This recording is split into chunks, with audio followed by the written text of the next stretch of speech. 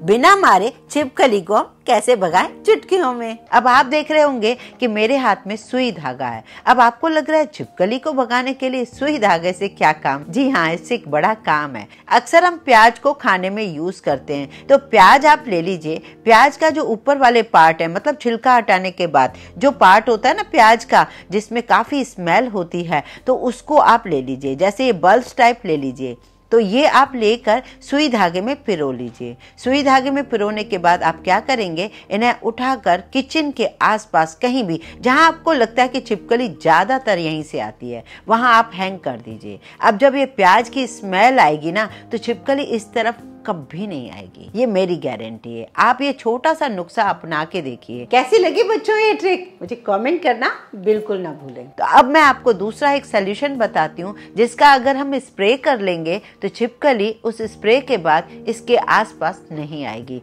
क्योंकि ये जो स्प्रे हम बनाने जा रहे हैं काफी स्ट्रॉन्ग बना रहे हैं। तो चलिए, यहाँ पर मैंने प्याज ले लिया, वही प्याज ले लिया है जो बचा हुआ, मतलब टोटल हमारा काम एक प्याज से हो जाएगा। तो इस प्याज के मैंने छोटे छोटे टुकड़े कर दिए हैं और मैंने 4 कली लहसुन की भी ले ली हैं। अब प्याज और लहसुन को छोटे छोटे करने के बाद एक पुराने मिक्सी के जार में डाल दीजिए। जो भी आपके पास मिक्सी हो वो भी चलेगा, क्योंकि प्याज लहसुन ही हम लोग पीसेंगे इनमें। मैं इन सबको मिक्सी के जार में डाल रही हूँ, थोड़ा सा पानी भी डाल रही हूँ, जिससे क्या वो आसानी से पिस जाए और प्लेन बिल्कुल पेस्ट बन जाए। अब मैं इन्हें छान लेती हूँ। जो छना हुआ पार्ट है प्याज लहसुन का, वो किसी भी आप सब्जी में यूज कर सकते हो, क्योंकि अभी हमने कोई ऐसे छिपकली के लिए जो चीजें कुछ भी यूज नहीं की हैं, अभी हमारे हाथ साफ हैं, तो इस प्याज लहसुन का आप यूज कर सकते हो। सिर्फ मुझे चाहिए इसका जूस। ये जूस मैंने बना लिया है। अब बारी आती है इस जूस में हमें क्या डालना है। तो पहली चीज हम जो डाल रहे हैं वो डालेंगे डिटॉल सोप। अगर आपके पास डिटॉल सोप हो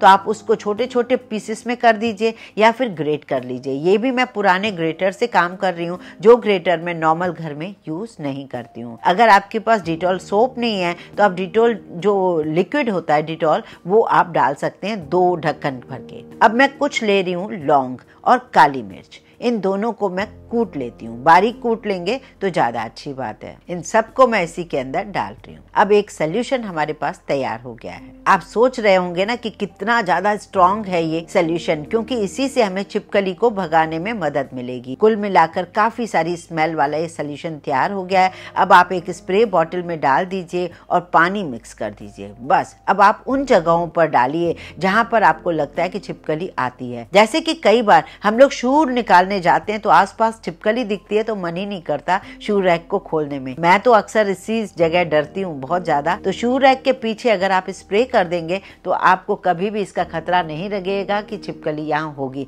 क्योंकि इसकी स्मेल उसे इतना परेशान करेगी कि यहाँ से चली जाएगी।